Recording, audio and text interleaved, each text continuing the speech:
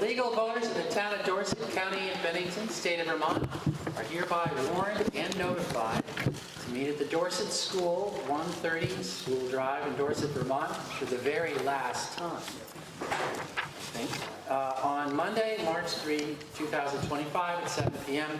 to transact any business not involving a vote by Australian ballot, and on Tuesday, March 4, 2025 at 7 a.m. to transact voting by Australian ballot as required by law. Australian ballot voting will take place at the Dorset School here, and polls will open from 7 a.m. to 7 p.m.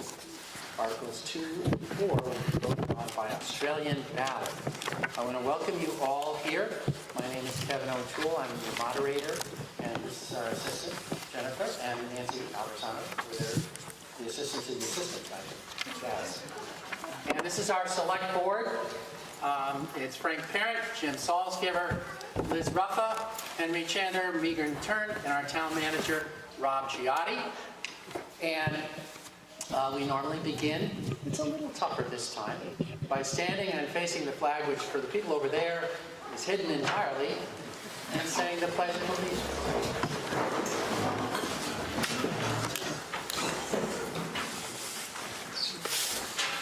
I pledge allegiance to the flag of the United States of America and to the republic for which it stands, one nation, under God, indivisible, with liberty and justice for all. Okay, thank you.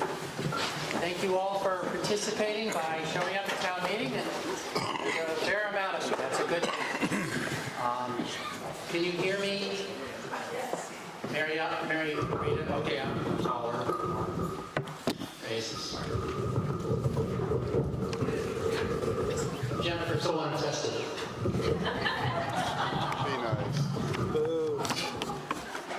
All right. So some logistics just before we start, and that's that if you have a question, I'll recognize you. You'll say your name, but you have to come to the mic, or I will not recognize you. 2 reasons: not everybody will hear you, and number 2, we're all GD. We have to be heard for posterity, and so you can make a brilliant point, but if no one hears it, it doesn't garner quite as much weight. So before we start, Henry Chandler, the select board, wanted to make a few remarks. Good evening. I just want to call your attention to the inside of the front cover of our town report. And you'll see that we've dedicated this year's town report to the one and only Linda O'Leary. We wanted to recognize Linda's lifetime of service in education with the Northshire Rescue Squad, at the Dorset Church, and all sorts of other volunteerism that Linda has done.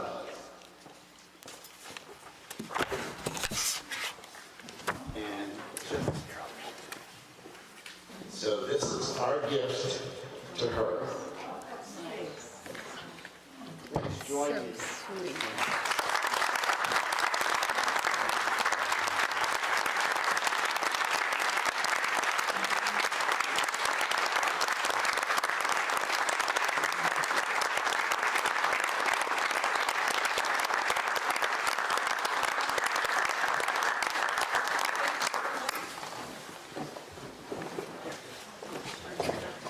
Well, I can lean on this too.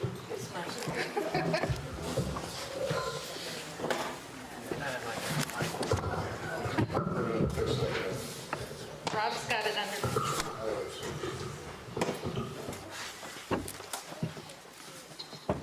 Thank you so much. I just have to give you a little history lesson while I'm here. I need to make sure that you recognize the motley crew pictured on the dedication page at the bottom. I'm first in my one-piece snowsuit with the hood tied down so tightly that no air could possibly enter. Notice, no one else even has a hat on, and there is no snow in sight.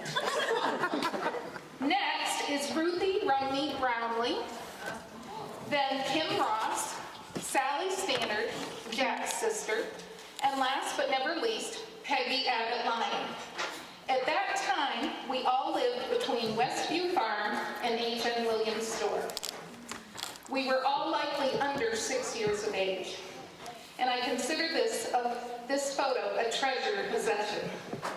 We were fortunate to grow up in Dorset, where my life included trips to the library that began with Peter Rabbit and elevated to Nancy Drew, where I spent one summer reading each and every volume in that extensive collection.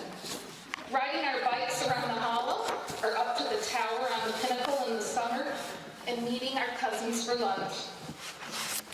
Swimming in the Meadowy River, and rebuilding the dam after every storm.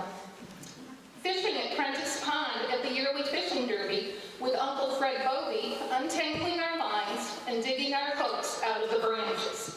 Some are still there. 4-H sewing lessons at Mary Coolidge's house after school. Meeting friends at the baseball field behind the Barrows house, where the pool is now, for frequent pickup softball games.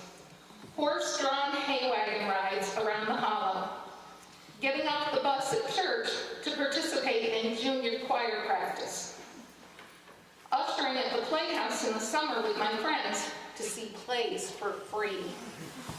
Trips to Rumney's or Pelcher's, where I'm really reaching back, Russ Park's gas station for a treat. And in the winter, hooking our toboggan and sleds behind the car to be towed up the hill by Mr. August's house, where we would pray that we would stop before we slid into the road, or on a good day, all the way to the brook. Apparently, it was preferable to encounter a car than go for a water dip, a winter dip. Shoveling off Prentice Pond for skating, or after fresh snow, starting at Kneetop Farm and sliding down the hollow road after dark so we could see any oncoming traffic and detour in the nearest snowbank, often head first. It explains a lot, doesn't it? Well, the Dorset I grew up in no longer exists. The underlying values and beliefs still remain here, ever present. Our library is better than ever. Our church operates as a community center as well as a place of worship. The Playhouse attracts amazing local talent to entertain us. The fishing derby is a rite of spring, and there are more hiking trails and picnic spots all over our town. My elementary school still stands on top of this hill, and my local high school resembles a college campus with ever-increasing opportunities for our children. And thanks to people like Dave and Renee Wilson, we have amazing alternatives. Before Long Trail School, Dave taught driver's education at Burn. And yes, as I told his staff and students on multiple occasions, much to their amusement, he is responsible for my driving. I'm sure he never anticipated that I would one day drive an ambulance and mark my 40th year associated with the Manchester Northshire Rescue Squad. Starting this year. I was honored to send families from my schools to meet Dave to consider Long Trail as an option for their students. Small town Vermont comes full circle. Well, I feel blessed to have been raised here. I feel equally blessed to still live here. Words can't adequately express my appreciation for this honor from my hometown. There is no honor more meaningful than this. And I must say that I do appreciate the side benefits of tax-exempt status and the get-out-of-jail-free card. Those are really nice perks. Thank you.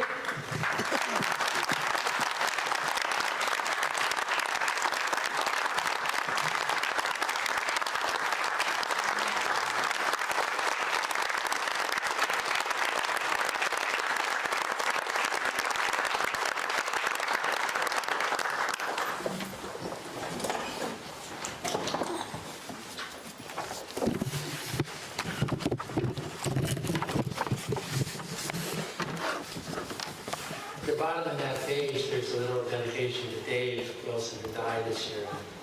I was on the ZBA, worked with him forever, and at 8:30 the night before he died, he approved the minutes and sent an email to me. Previous meetings are yours. Anyway, so Articles 2 and 4 will be voted by Australian ballot, but Article 1 is to hear and accept reports of town officers and to take proper action on same. So is there a motion in favor of that? Okay, Penny? Shadow? Do you want to discuss that? Do you need her? Okay. And is there a second for that? Okay. Clarissa? Clarissa Lennox said, okay, with the mask, I couldn't quite. Okay. All right, now we have discussion. So, Rob Gianni, our town manager.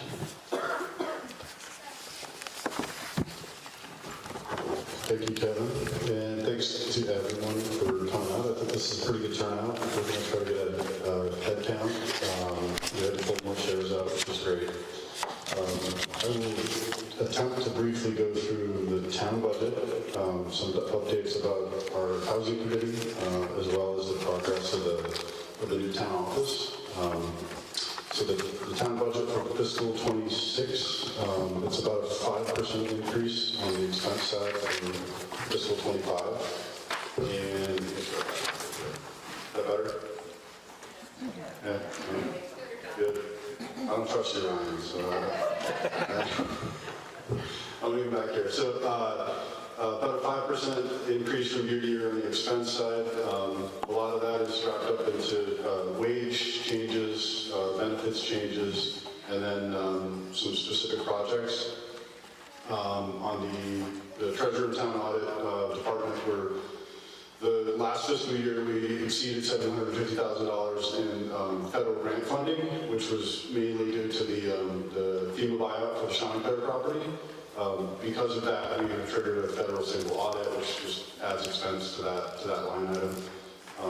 Other things, we are working through the tail end stages of the reappraisal, and the consulting firm that is doing the reappraisal, we're going to keep them essentially on retainer to help in years moving forward with some of the more complex properties that we have in town. So there's a bit of an increase there. Public safety, about a 17% increase in the cost of the hourly rate for the sheriff's contract. There won't be any changes to service. We're still going to have the 40 to 50 hours a week that we typically have with the sheriff. Let's see. General services, a bit of an increase. The town pays county taxes. I don't know if anybody knew that, but the town pays taxes to the county to help the county operate. There's been a pretty big increase there the last 2 years. Other things, highway department, we're going to be paving Peace Street. So Malcolm will be able to ride his bike on a nice, smooth surface. Paving Peace Street, doing partial paving on Bowen Hill, Lane Road, and Frost Road. And then kind of to round out the info that you see tonight, the voter-approved appropriations, we actually had a couple entities that didn't petition this year, so that number's a little bit lower. Paving part of the Lane Road. The first part. Not my part. It's like 100 feet. Okay. So on the implications of all that, the 5% increase, because we're going to be finishing a reappraisal this year, we're expecting the general town tax rate to go down. The mechanics of the reappraisal, folks, everybody in town is going to get a change of appraisal notice sometime in April. And the grievance process for anyone that doesn't agree with the valuation that's set on the property happens essentially in May, and then that new grand list would impact the next year's taxes. So we do expect a lowering of the rate. What does that mean for everybody that owns property? It all depends on your property, really. The rate going down, assessed value going up, you could pay the same, you could pay a little bit less, you could pay more. But that'll be closing out. And the reappraisal is a creature of the state, it's a state property tax, system, and we triggered a reappraisal requirement when our common level of appraisal dipped below 85. Right now, the common level of appraisal is 60, and what that means is that on average, the sales that happen, the sale price is about 40% above the assessed value of the property, which means that the number is low. So that's reappraisal. On to some other couple of items. The town office at Raptor Lane, there's a picture on the front of the report. A little further along than that. At this point, we're plus or minus about 50% of the way through it. I would say it's going pretty well. I think we're hopeful that we're going to come in at or slightly over budget on the construction side. Nail and Green is the firm that's doing the construction and managing the project. And we'll be hopefully having a town meeting there next year at this time. And the kind of last bullet point is that I'm told by the architect that when this building is completed, it's likely to be one of, if not the most energy efficient commercial building built in Vermont in 2025. Which is, I think, something that we can all be proud of, and it's going to be a pretty nice space, and I think a real nice space for meetings like this, and obviously hopefully other community groups are going to be able to utilize the building as well. That was a part of what we thought about when we designed it. The last thing that I have to talk about, there was a handout on the chairs and on the table. 2 years ago at town meeting, the voters approved an advisory article to set up a housing committee. And the select board appointed a housing committee. The folks that have been doing good work on that are Henry Chandler, Liz Ruffa, David McEnany, Ben Weiss, Julie Citron, Peter Kinder, Carter Rawson, Greg Welchard, and Seth Gunn. And over the last year, in 2024, for the large part, we did a kind of a concept and a feasibility study specific to Raptor Lane. The article that was approved was to look at housing in Raptor Lane and other parts of the community. For reasons, we all know housing is an issue for years. So the feasibility study has kind of outlined some options for what could be conceptually feasible for Raptor Lane, which is the potential for up to 100 housing units. The idea is that it would be duplexes, multifamilies, single-family homes, a mixture of both rentals and owner-occupied units.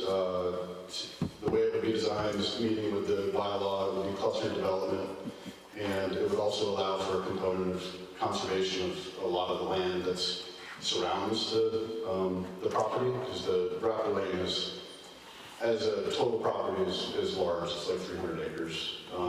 So those are kind of the ideas that the committee talked about. We tried to ground truth that by bringing in a consulting firm, White & Burke Real Estate Advisors, to figure out, is it feasible? Is it something where, potentially a private developer could build a certain number of market rate units, and the hope would be then to have, some portion of that partnership help to subsidize units for what we've kind of pinpointed as the demographic as workforce and senior housing. There's no particular, a lot of the references to housing ends up being tied to some income level. We're talking about workforce. We're talking about teachers and nurses. That's who we are kind of missing out on in our community. Schools are having trouble hiring teachers, and that's a problem. So some of the next steps are that the town will look to see what's out there in terms of private developers and what's feasible. And in that page, there's a lot more info. There's info about timelines. The committee, I think, is going to try to reach out to everyone in the community to try to get input so that we do this right and we do it in a way that makes sense for Dorset, but also has that long-lasting positive impact. And we have some more prepared info related to Articles 5 and 6 that was handed out, and we can talk about that in a little bit.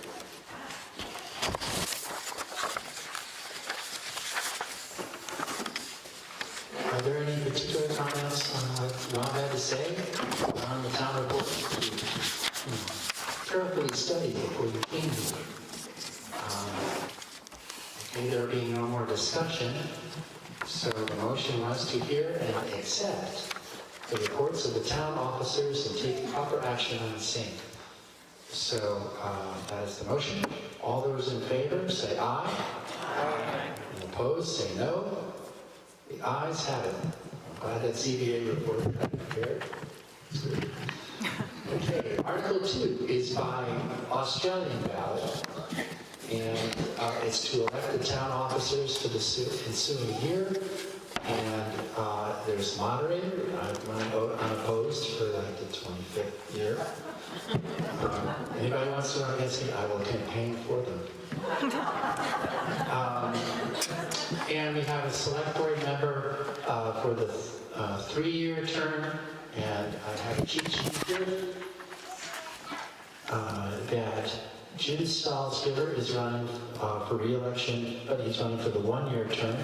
Henry Chandler, who spoke, he's running for a 1-year term. Liz Ruffa is resigning because she's got a job in other parts, Kingston, New York.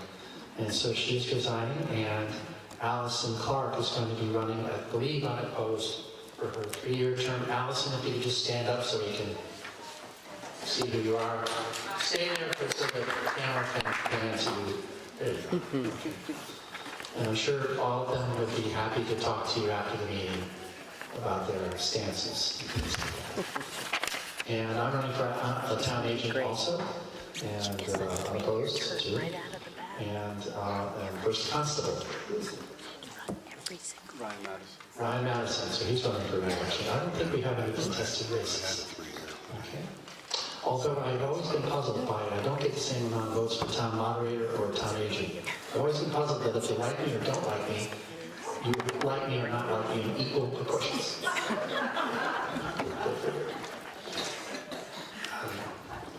Article 3. Shall the voters authorize the collection of property taxes in 2 installments on September 9, 2025 and March 10, 2026. Payments not received will be subject to 1% interest on September 12, 2025 and 1% interest and 8% penalty on March 13, 2026. Is there a motion in favor of Article 3? Okay, Mr. Fox and Ruth Stewart, second. Okay. Is there discussion on this? There being none, it was so soon that I don't think I have to repeat the motion. All those in favor of Article 3 signify your approval by saying aye. Aye. Disapproval by saying nay. Ayes have it. Article 3 is passed. Article 4. Shall the voters approve total highway and general fund expenditures of $3,196,983, of which $2,830,633. Was the first one 633? No, the first one was 8. Right, okay, just trying to check it. 633 shall be raised by taxes and 66,350 by non-tax revenues. Wow. Is there a motion in favor of Article 4? This is Oh, no, excuse me, that's on Australian ballot. So is there a discussion that you'd like to have on Article 4? There being none, she's just scratching her back. Doesn't have a question. Oh, no. Okay, we're moving on to Article 5.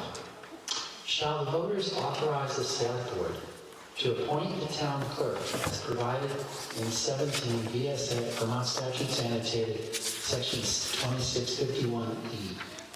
And I looked it up. That statute just says they can appoint it if they wish to. Do you want to speak to this? Sure.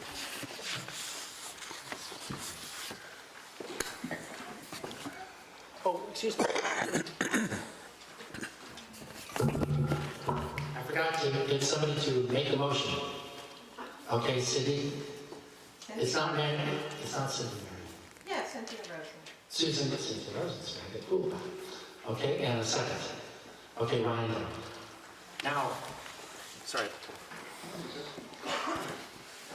All right, so with the town clerk position, we're having a transition this year where Jen, who's our assistant town clerk, has been training for a couple of years, and the plan is for Jen to take over when Sandy retires.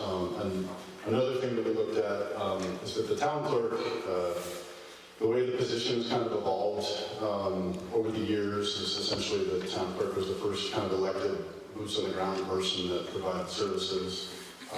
It typically, took the land records in. A lot of times it was, out of their home before the town office was built and all that stuff. And, over the years they were compensated based on the fees that would come in, based on the land records and stuff like that. So the position over the years required more, and slowly evolved into becoming what everybody really considers a regular town employee, an appointed position. So we consider this kind of the evolution of the position to not have essentially one employee that has kind of all the compensation, insurance benefits, and everything else as all the other employees, as an elected person that's really only accountable to voters. One kind of strange thing, because they're elected, they're not able to receive certain benefits like workers' compensation. And then also the clerk has to be a resident of the town. And by having the ability for the board to appoint the clerk, that offers a little flexibility. And the clerks at this point, there's kind of a schooling and a training certification process that they go through. So it is more of a professional kind of career that people embark into. So that's kind of some of the reasoning behind the change.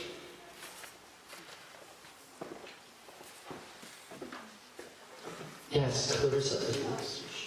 Clarissa, could you please just come to the...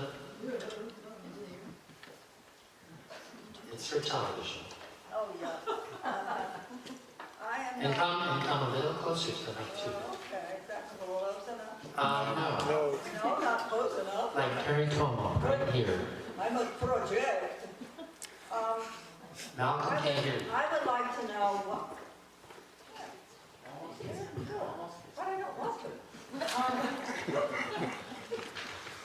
I would like to know what can be done to have the town clerk job receive benefits. I think what Bob had said is because it's an elected position, it cannot receive benefits, but if it's appointed, they can. So will it be appointed? Is that what we're getting to? We're going to appoint it from here on. Yes. After Sandy's term is completed. Very good. Thank you. And she's end of the year. Yeah, so there's just certain benefits that they do get, certain benefits that they don't. And the idea is that we would shift to an appointed clerk once the voters allow us to do it. Excellent. Thank you. So this would take effect at the end of the year when Sandy plans to resign. Elizabeth, correct? Here we go. And this for the K-A-R-E-T. Okay, if we're voting on this to appoint the town clerk, why does it not take effect? I mean, we're voting now to do this. Why does it not take effect? Because Sandy's term is through next March. She's planning on resigning at the end of the year. So at that point, you can't appoint somebody and take precedence over people who voted her in. Oh, okay, I understand that part. Then, But from when what she I does resign, understand, she is now a state representative, so she's not here all the time. not all the time, but that has happened in the past. In London, Derek Kelly Pajala was a state representative and her assistant. Then, and so if she is still under the auspices of being elected, she will receive a full salary, even though she's not here. Yep. And why? I mean, is that a law? Is there a contract? Is there a rule? She's an elected representative who has appointed an assistant, and that's the way it is. Why? I mean, My mother used to say because. yeah, well, that's not an answer, Kevin. I know, but unfortunately, they had the same discussion in Londonderry. And that's, if somebody is, they had the same discussion in Pownell. The town clerk had ALS, so she got reelected so she could get insurance. And he was never there. But she got a full salary, so, but people elected her. It's people exercising their franchise. The people got exactly what they,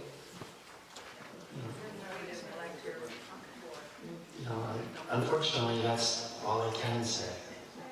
Are there any other questions about this? This is just to give the town the power to act and appoint at the end of a term.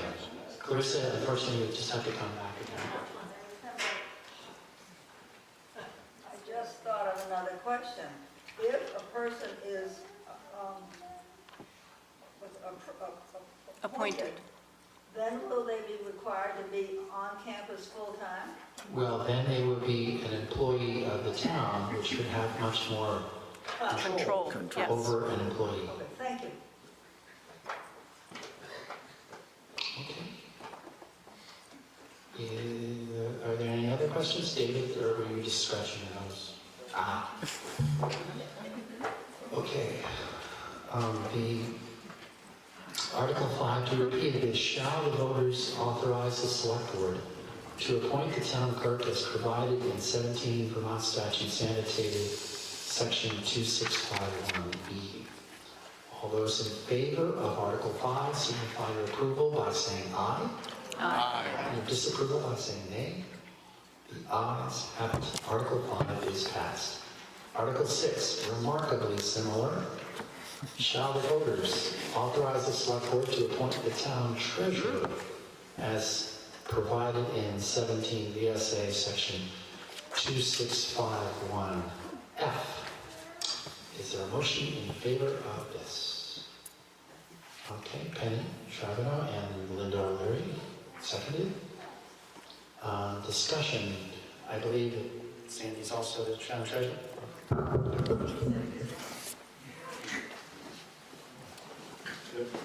So the treasurer is elected as well. It's a little different. The town, a number of years ago, essentially migrated all the financial duties to the town manager's office. So the treasurer more or less signs checks and then does some kind of internal auditing about once a month. So for the treasurer position, it's the same kind of idea where it's an elected person that would be appointed. Right now, for all intents and purposes, the financial stuff all gets done through the town manager's office. That's, again, the explanation. Are there questions about Article 6? And I'll repeat it. Shall the voters authorize the select board to appoint the town treasurer as provided in 17 VSA section 2651F? All those in favor of Article 6, signify your approval by saying aye. Aye. Disapproval by saying nay. The ayes have it. Article 6 is passed. Okay, now we're starting to get to groups. Okay. Shall the voters appropriate the sum of $30,000 for the VNA, Visiting Nursing Association, and Hospice of the Southwest Region, formerly known as Dorset Nursing Association, for support of its services provided to Dorset residents? Is there a motion in favor of Article 7? Clarissa Lennox? And, ma'am, I don't know if you... I'm drawing a blank. Anne Marie Moreau? LaRoe. Can you spell your last name? L-A-R-E-A-U. You get that? I drew a blank. Years ago, years ago, I looked right at Penny Charbonneau, and I said, Penny, and I turned to Denise and she goes, Charbonneau, and I said, Charbonneau, and she says, you just cheated. So for discussion, David Sands, if you could come to the mic.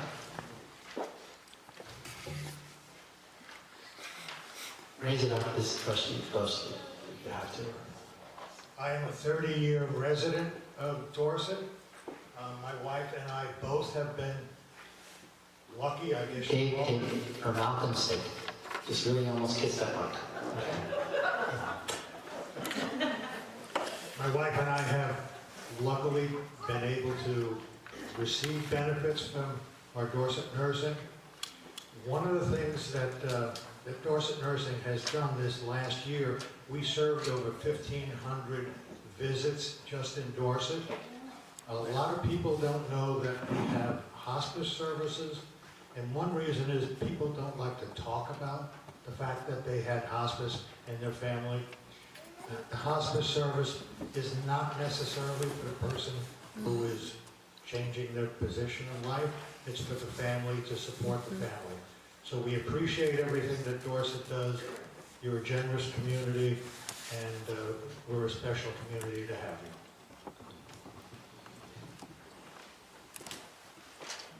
Is there anyone else who wishes to speak to Article 7? Hearing no discussion, all those in favor of Article 7, as shall the voters appropriate the sum of $30,000 for the VNA and Hospice of the Southwest Region, formerly known as Dorset Nursing Association, for support of its services provided to Dorset residents. All those in favor of Article 7, please signify by saying aye. Aye. And nay, by saying nay. The ayes have it. Article 7 is passed.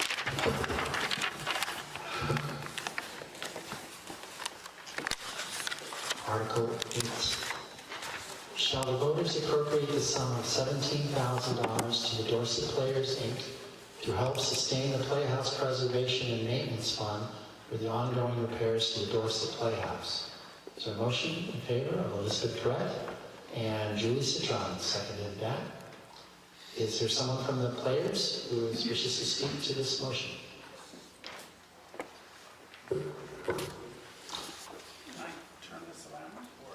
I think you prefer that. Speak to the wall. Speak to the wall. But speak closely. Sure, no problem. Can you hear me now?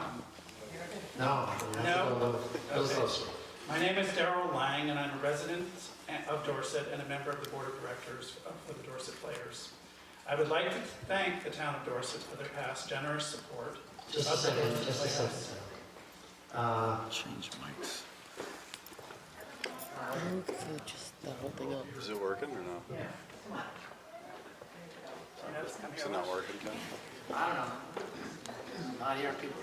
Couldn't help it. People can't hear. Better? Yeah. There we go. Let's get that one off. I would like to thank the town of Dorset for the past generous support of the Dorset Playhouse, which allows us to maintain our building to the highest possible standards. On a separate note, and because some of you asked, after multiple incidents which damaged our sign at the intersection of Church Street and Chidi Road, the latest replacement sign has been completed and installation is imminent. We are a not-for-profit organization with one part-time staff person, and the bulk of our budget is derived from ticket sales, sponsorship, membership, advertising, and donations. Outside of our staff person, all of the rest of the work is done by volunteers, myself included. We are currently performing our 97th season, and we are proud that our depth and range of performances allows residents of all ages to participate in local community theater. While producing live theater is our primary mission, maintaining the physical space to a high standard is critical to this success. This is why I'm here tonight to ask for support from Dorset residents to vote yes to our request for $17,000 for ongoing capital improvements to the Dorset Playhouse. Our request for funding this year is earmarked for two projects: upgrading our speakers and sound system and exterior drainage mitigation. The funding request is broken down as follows. In order to support our need for new speakers and related sound system equipment, we applied for and received a cultural facilities grant from the Vermont Arts Council. This fiscal year 2025 grant provides seed money to nonprofit cultural facilities in the state toward capital projects. It covers approximately 50% of the necessary funds, with the requesting organization funding the balance. I'm pleased to report that our summer tenant, the Dorset Theater Festival, thank you for coming tonight, has also agreed to contribute to this project, and the requested funds of $10,500 from the town of Dorset will enable the Dorset players to pay for the balance. So a great community partnership. The first phase of this work has been completed, and the results are amazing. So a little bit better even than this. The second part of our request from the town is for $6,500 for the installation of a drainage system to stop flooding in our basement electrical room. Due to increased heavy rains, we had a number of flooding incidents last summer. Emergency work to mitigate the flooding was completed last September, and it has been successful. The Dorset Playhouse is and continues to be the leading cultural facility in the community, and as its stewards, the Dorset Players works to maintain the facility so that it can be not only used for live performances by the Dorset Players and the Dorset Theater Festival, but as a cultural resource available to all local organizations and businesses. Last year, we initiated a partnership with GMAL, which will further expand. And this year, we are working to develop a partnership with the Inns of Dorset for their use of the building for their programs. Thank you for your support.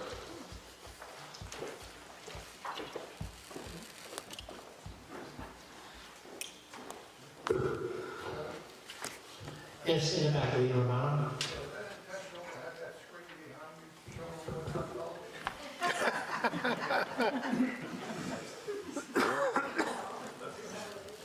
The Oscars. Sorry. I should have seen that from the hole in the back of my head. Thank you, Lee. At least it wasn't like Okay. they're doing the town hall. Is there further discussion on Article 8? I'll repeat it. Shall the voters appropriate the sum of $17,000 to the Dorset Players, Inc.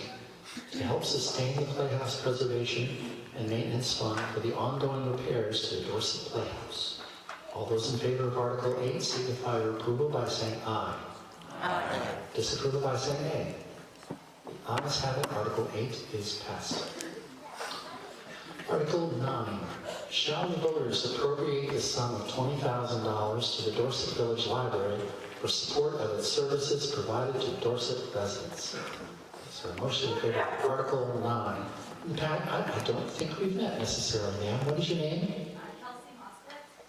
Kelsey Moskowitz? Okay. You have this one? Okay. And is there a second to Kelly's motion? Tom Cooper? Okay. Is there discussion by Erica or Cooper? And I'll have Tom Lake finish with an amicus here.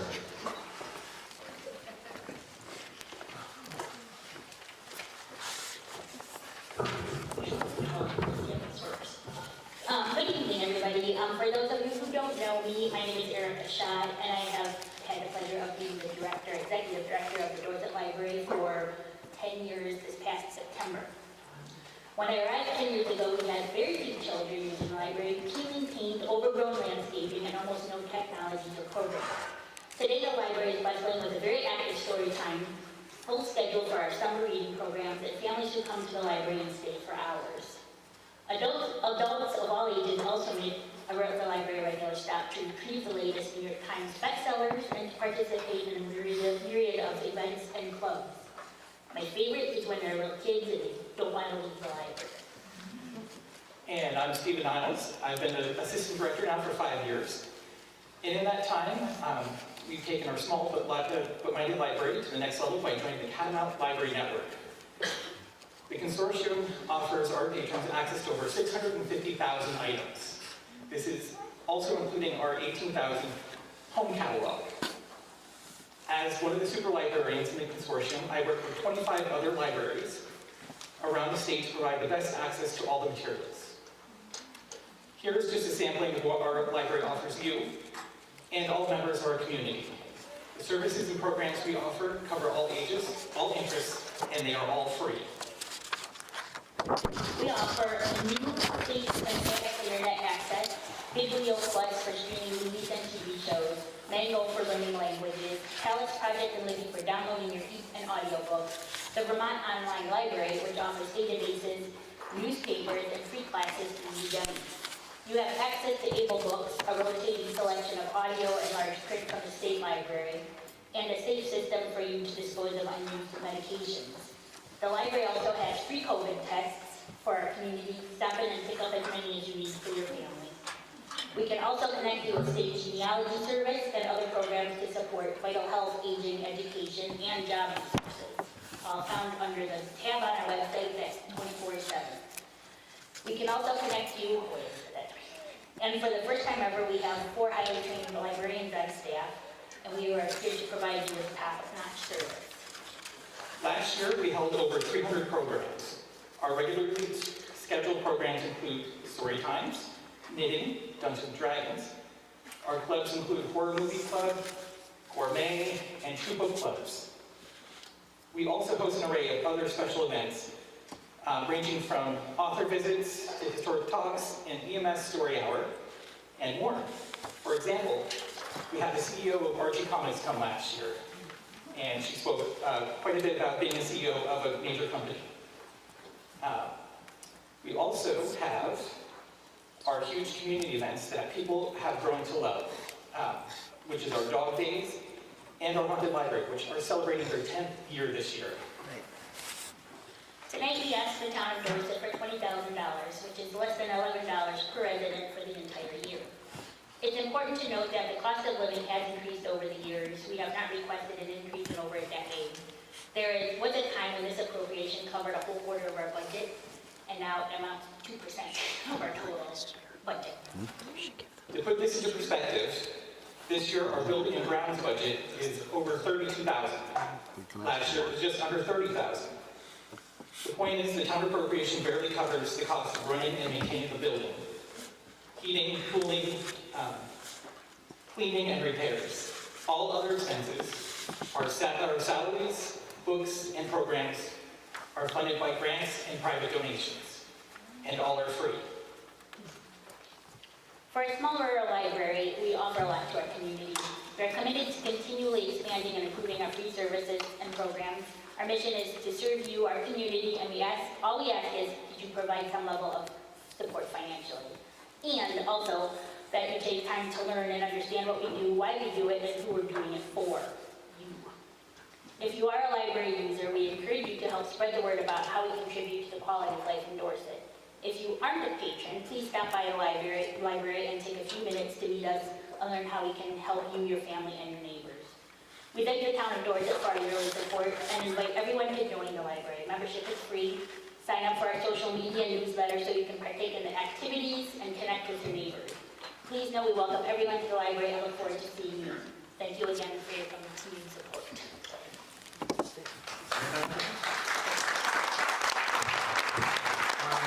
I'll let you down as moderator. They're not from Dorset. So I was supposed to ask whether we could suspend the rules and allow a non-resident to speak. Now that they have spoken, I know that's a little silly. Okay, hearing no objection. Okay. Does anyone have any questions for Stephen or Erica? Yes. Okay. Okay. Thank you. Thank you, everybody.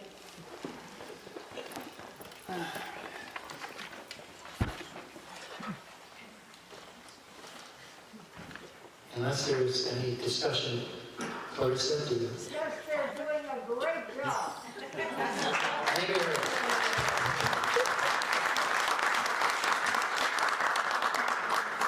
Okay, so Article 9 is shall the voters appropriate the sum of $20,000 to the Dorset Village Library for the support of its services provided to Dorset residents. All those in favor of Article 9 signify their approval by saying aye.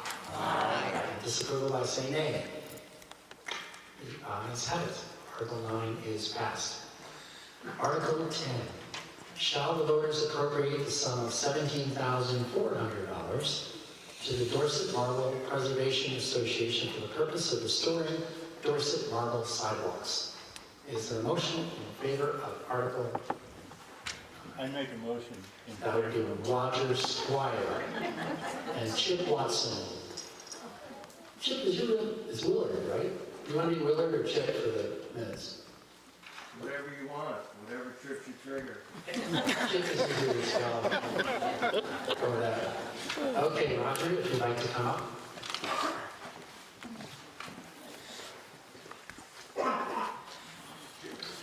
The Dorset Marble Preservation Association does sidewalk restoration work. For the last 2 years, we've been working in East Dorset, and we're very proud of the way the sidewalk over there in East Dorset looks. This coming summer, we would like to do, again, some work in the village core.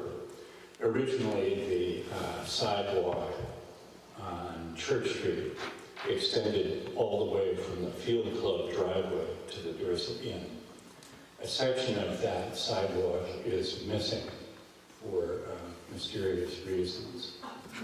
We would like to fill that in and complete the restoration of the Church Street sidewalk on the north side of Church Street. We will need to purchase approximately 100 linear feet of marble. We buy our marble from the Danby Quarry. We get slabs that are 5 feet long by 4 feet wide and a good solid 4 inches thick. And those suckers can withstand any kind of lawnmower that runs over. I sort of regret that I said that, because every now and then a truck goes on the sidewalks, and a truck can crush it. So we're going to be attempting to purchase $37,000 worth of marble this coming summer. We have some money in the bank left over from previous fundraising efforts. So we are asking the voters to approve $17,400 worth of appropriation. And I hope you'll all resoundingly vote yes for this. Thank you. Clarissa? Sorry, but Roger, does that include not only the marble, but the installation? Great, just repeat the question. Does that not only include the marble, the materials, but also the installation and labor? Yes and no. Yes and no.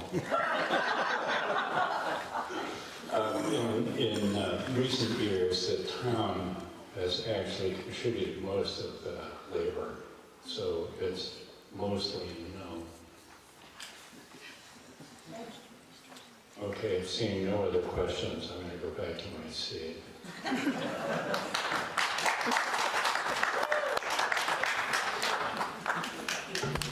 So this appropriation will be a layaway plan.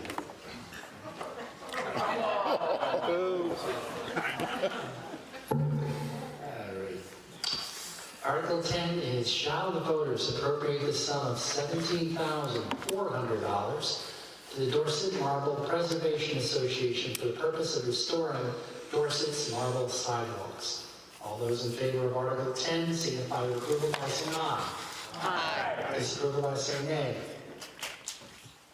I don't think that was a nay. The Article 10 is passed. Article 11. Shall the voters appropriate the sum of $10,000 to the Maple Hill Cemetery to help in the build of a new equipment building on the grounds of the cemetery? There's a motion in favor of Article 11. Okay, Mary read amendment, and Cynthia, and say your last name. I never can get it right. And stuff. It's been too many. Loudslager, L-O-U-D. She's got it? Oh, you're way ahead of me. Okay. I failed miserably. Malcolm Cooper, would you like to speak to this?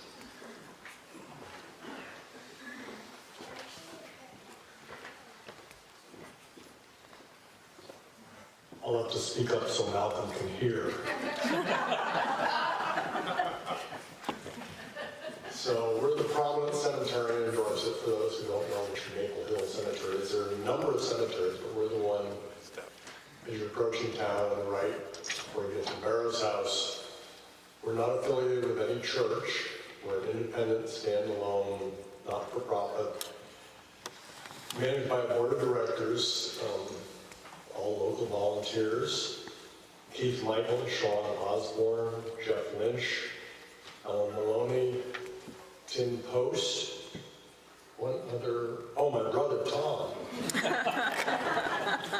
who actually brings a lot of experience and very valuable background, having worked intimately with the Mount Auburn Cemetery in Boston for many years. And I just do want to give a word of commendation and a big shout out to Andy Longacre, who has passed the torch, but Andy, for at least the last decade, has single-handedly managed the cemetery as the sexton, the jack of all trades, the IT manager. He really was remarkable in the amount of work he put in. He brought the cemetery into the digital age by creating a GPS-precise map of every single burial going back to the Revolution. Each burial is numbered and located, linked to a database, which if anybody is curious, you can go to the Dorset Historical Society website, which links to the Maple Hill Cemetery, and you can put in the name of any relative or person you're interested in, and it will show you the actual location in the cemetery where they are interred. And this information is available at no charge, and all you have to do is go to the Dorset Historical Society website, and Andy put that all in action, and it's quite remarkable.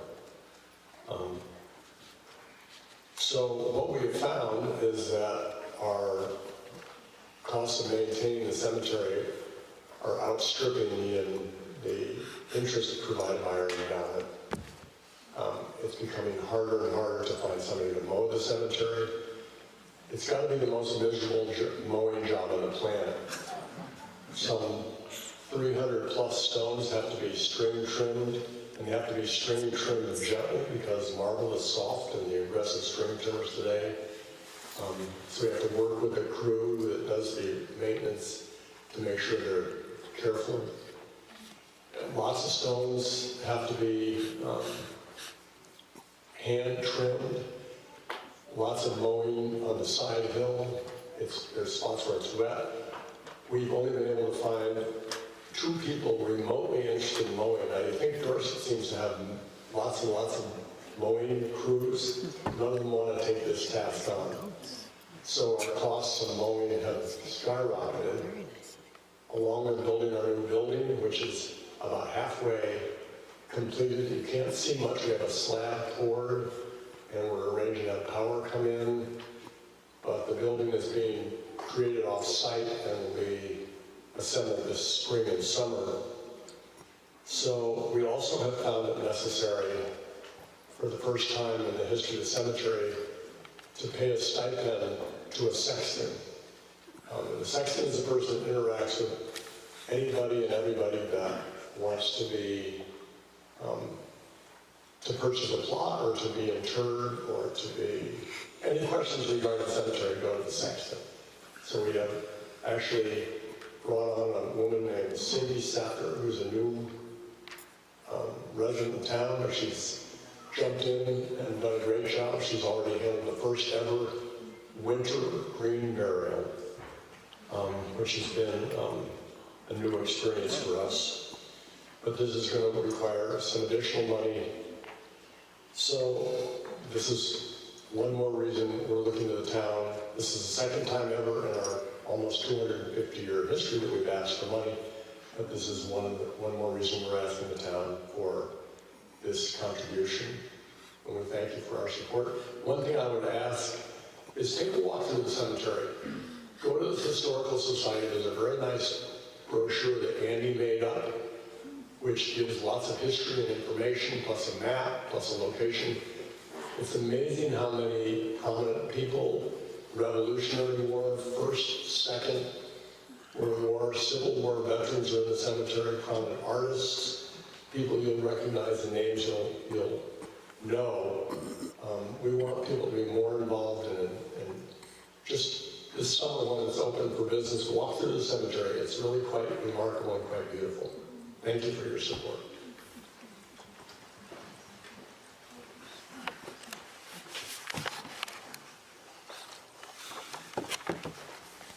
Is there any discussion on Article 11? Shall the voters appropriate the sum of $10,000 to the Maple Hill Cemetery to help in the build of a new equipment building on the grounds of the cemetery? All those in favor of Article 11 signify by saying aye. Aye. And opposed by saying no.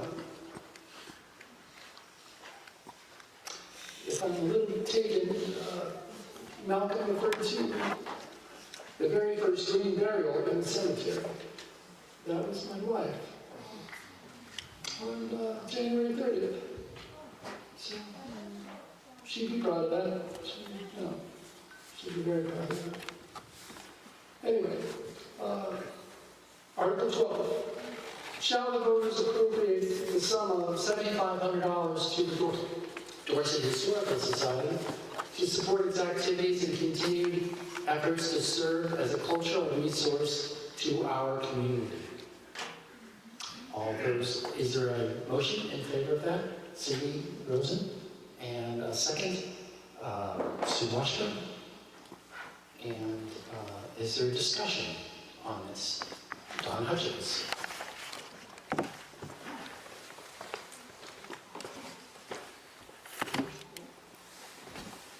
Good evening, my name is Don Hutchins. I serve on the board of directors. I'm a local resident. And I think we've just heard two really good reasons why the Dorset Historical Society exists. Linda, in your comments, you talked about all of the things in Dorset's past that touched you, and also the cemetery discussion. We exist to preserve, protect, and communicate with you and others the history of this great town. In the past, we have had support from the town as a part of our budget. We're a small not-for-profit. We have a part-time employee, and some more news on that in a minute. Your $7,500 represents about 20% of our fundraising budget. We hope to do better in the future, but it is important, and it allows us to do a number of programs. There's a great list in your book that you probably heard about: the Quarry Hikes, the Thursday luncheon, lectures, ice cream social at the 4th of July seems to be quite popular, as is Halloween. So we're doing a number of things to try and increase our connectivity in the future. Sadly, this year, John Matheson, our curator, part-time curator for the last 13 years, decided to move on. The board's taken a new direction, and we've hired our first employee.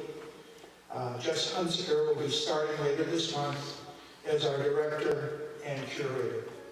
We're very excited to have her. She has a great background for the job, but there's lots of opportunity, and would love to engage all of you in visiting, supporting, being part of the activities of the Historical Society. I think I could go on about a lot of other things, but I can't tell you how much we appreciate your support. And all of our programs, as you heard before from the library, are free. We don't charge. And we hope to come back with a little different story about engagement next year. Thanks very much for your support.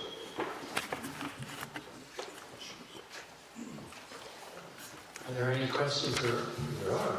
Ruth Stewart, stay right here.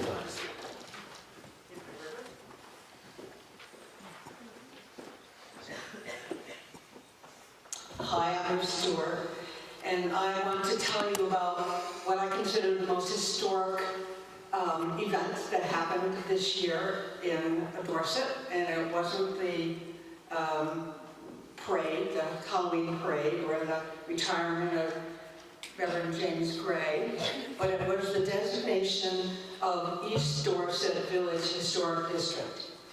If you go to page 15, there's a very nice write-up about why this was important. Michelle Platt and myself set out to document the history of East Dorset, which we felt was missing in our historical society. And it resulted in us looking at the village, East Dorset Village, and documenting the history of the houses, the properties, and the architecture of those buildings. East Dorset was sort of the industrial part of Dorset. It was where the marble quarries were, the marble companies were taking the marble off the Green Peak. There were 2 mills right there in East Dorset to the west of the railroad track. The railroad went through in 1852. At that time, the gentleman named Ira Cochran was living in the house on Village Street that has the wraparound porch. And he was on the railroad board, and he thought, there's railroad coming through, I'm gonna build a hotel, which he did, and that's today's Wilson House. And most of the homes and activity in that village was all based on the marble industry. You either worked in the marble quarry, you were a support of the industry as maybe a blacksmith or a storekeeper. In East Dorset Village there, at that time, in 1869 map, there were 2 stores. There was a church, there was a hotel, there was a school, there were several mills, and then all of the residents still there. And today, a lot of that has not changed. The exterior of these buildings has not changed. And if you go through East Dorset, you know they have the marble sidewalks, the marble foundations of the buildings. All of that industry is very evident. So Michelle and I applied for historic designation of that village, and we were approved in July of this year. And East Dorset is now a historic district and is listed on the Vermont Registry of Historic Places. So, visit East Dorset.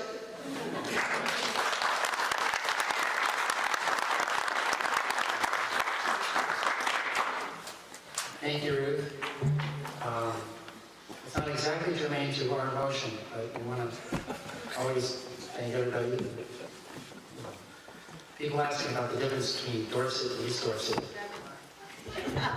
I say they cut their own lawns over there. Seems that way. I cut it. Because we know how. Yeah, that's right. So, Article 12, shall the voters appropriate the sum of $7,500 to the Dorset Historical Society to support its activities and continued efforts to serve as cultural resource to our community. All those in favor of Article 12 signify your approval by saying aye. Aye. Disapproval by saying nay. Ayes have it. Article 12 is passed. Before we get to Article 13, I broke a promise to Ellen Maloney. I said that at the beginning of the meeting, I would let you know that she's on the Energy Committee, and you can get an energy audit, and if you sign up with her now, you can get a discount. I think I said that right. So that's a very, very good thing. Getting discount, and the audit is free, even a better word. I believe the audit. So what's the discount? The audit's free though, right? No. Discount. $150. Well, almost. Okay. Article 13 is to transact any other business to properly come before the meeting. This is where it's sort of hodgepodge. If something doesn't quite, it's sort of like roots, which is a very valuable thing to learn about our history, the Wilson House and all that stuff. Is there a motion in favor of Article 13, to transact any other business to properly come before this meeting? Cindy Rosen and somebody else. Marilyn King. Okay, does anybody have any other business? Ruth.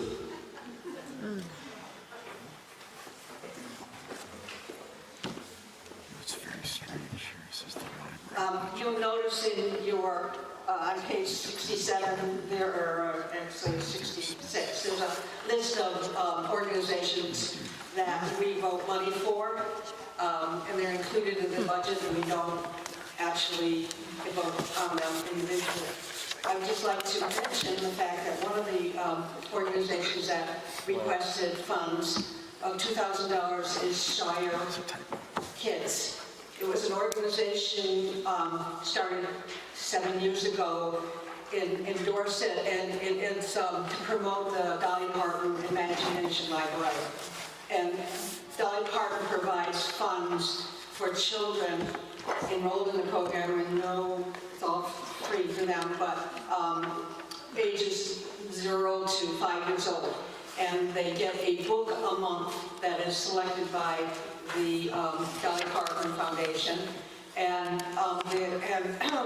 that program administration has been transferred to an organization in Bennington called the Sunrise Family Resource Center, which I just learned about. And it's 55 years it's been in Bennington, and it serves families and children and families in Bennington County, not just Bennington. And so that program has a new name. Well, it has taken the Dolly Parton Imagination Library name, and we're still on tap to vote funds to support it, which I highly recommend. And I guess I don't think we can, we don't have the ability to remove or change or discontinue any of those things in the budget, but just a point of information. That's it. Ruth's comments remind me that there's some organizations that are already in the budget, and there's a couple of young ladies over there who are not from these parts who wanted to speak to, you're in the town report, the collaborative, or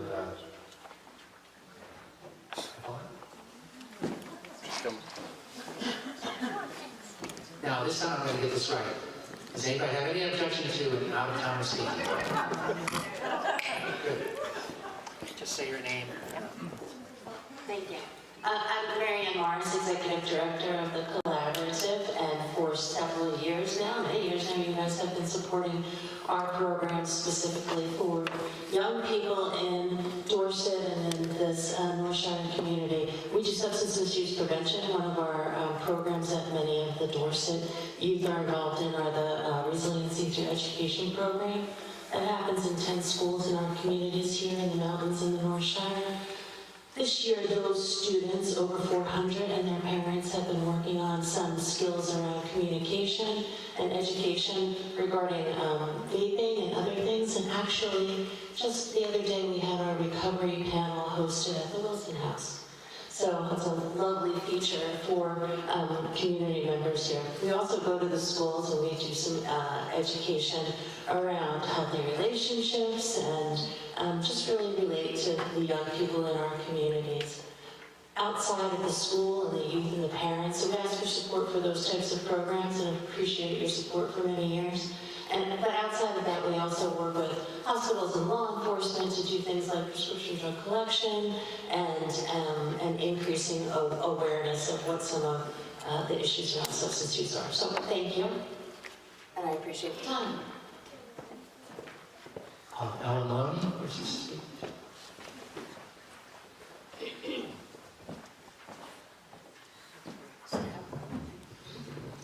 Just so we're not accused of fraudulently offering free audits. What happened with the offer is that tonight, if people sign up tonight, the Heat Squad will do an audit for you for $150 or less if you're income qualified to have it at a lower price.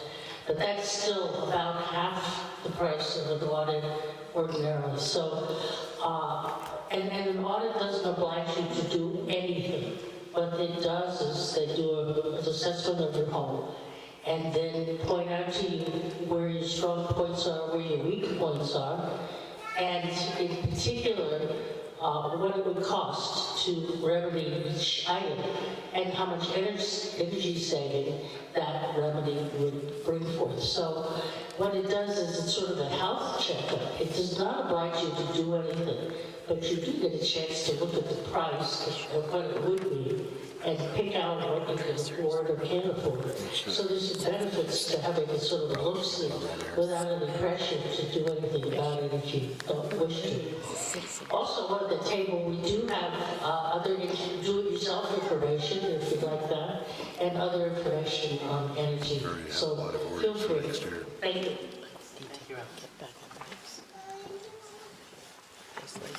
Is there any?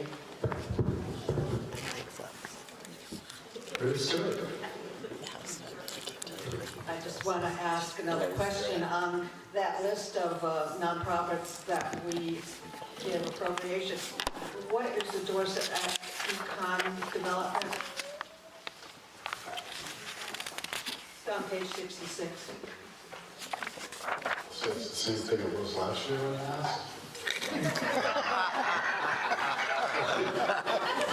So, I plead senior.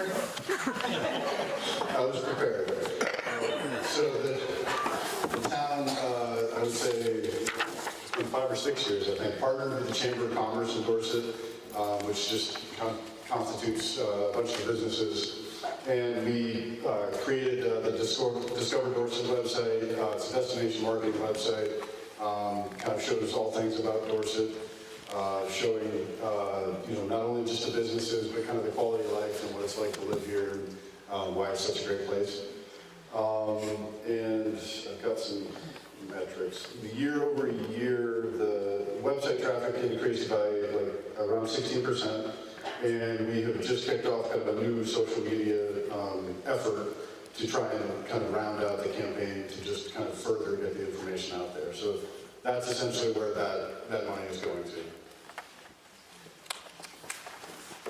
I think the way it worked is you were voted on for a period of years, and then you were voted on for successfully for about so many years or something.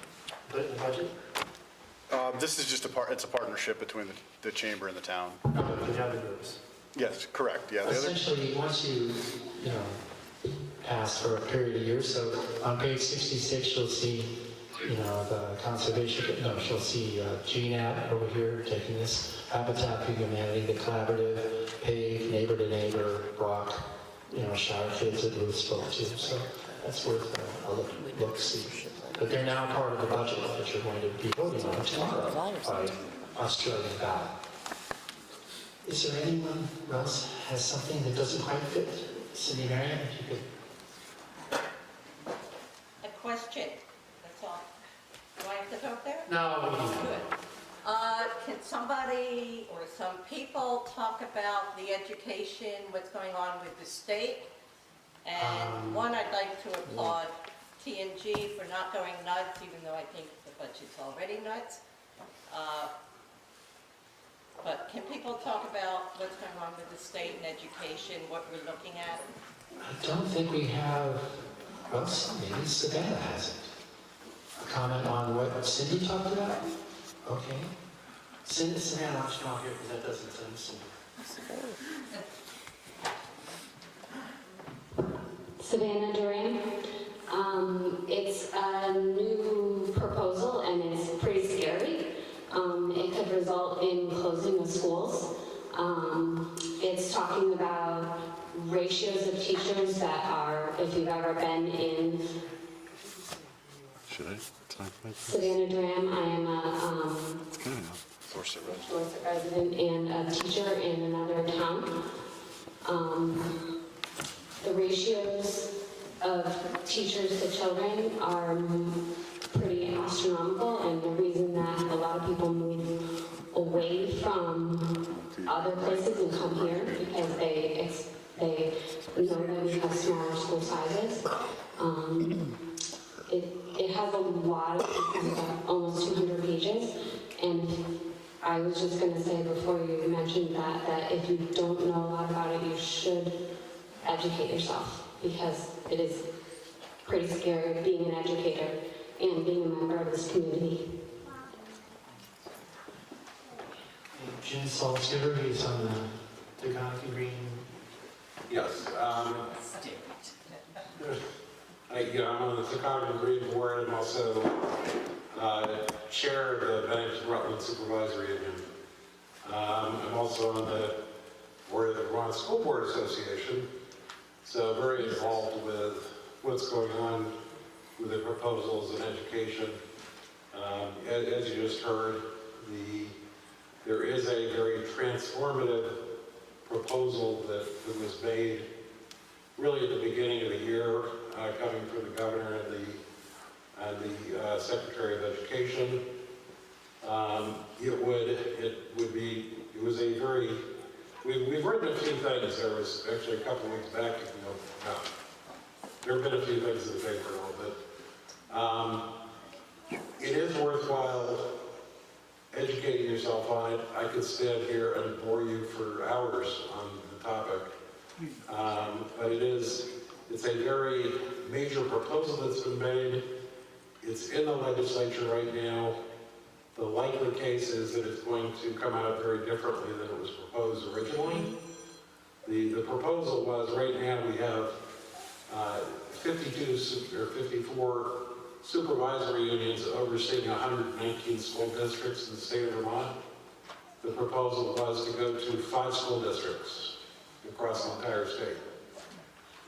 Totally change the funding system.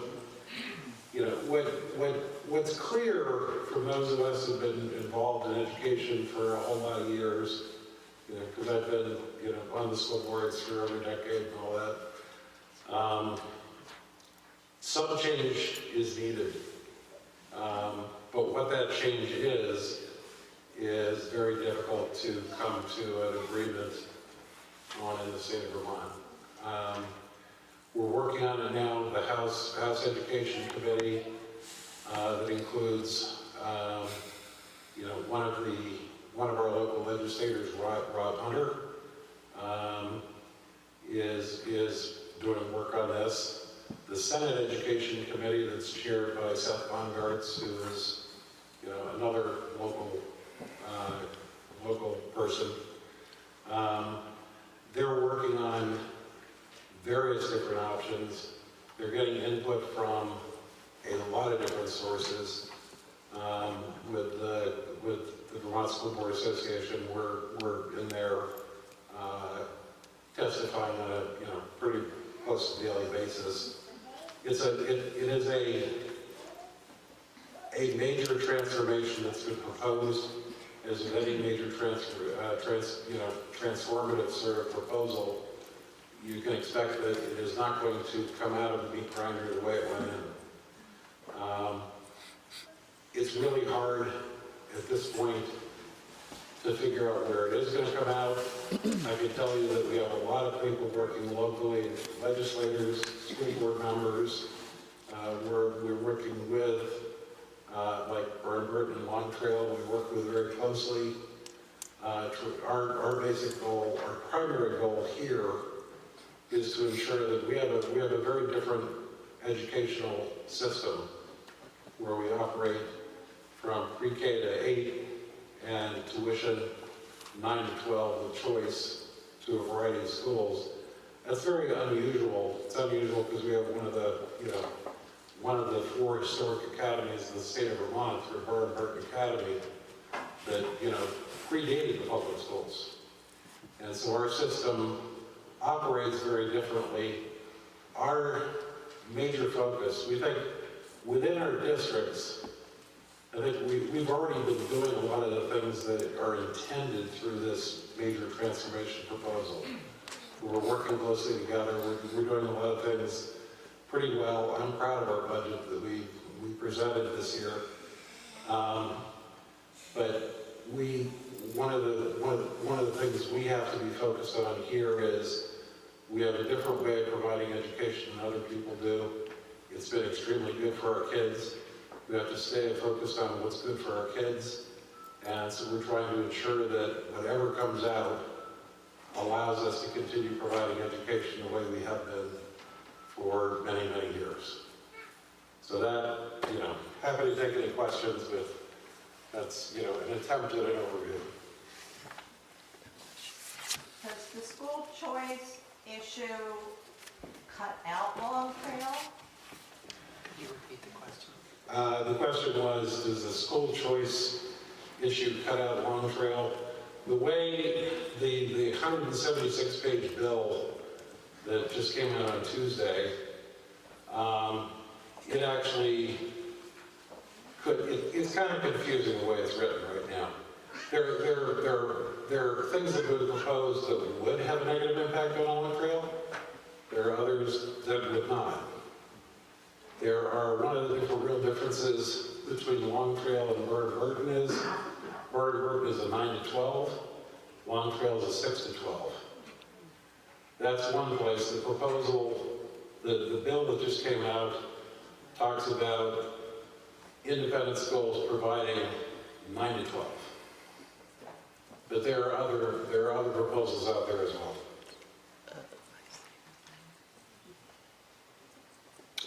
Other questions for Jim? I'm sure Jim would be happy to field your questions afterwards. Absolutely. Thank you. Okay.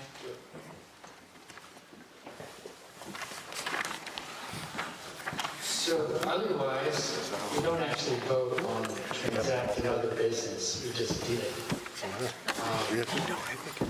If there's nothing else, then I'll entertain a motion to recess this meeting until tomorrow. We'll be voting by Australian ballot on Articles 2 and 4. Is there a motion in favor of that?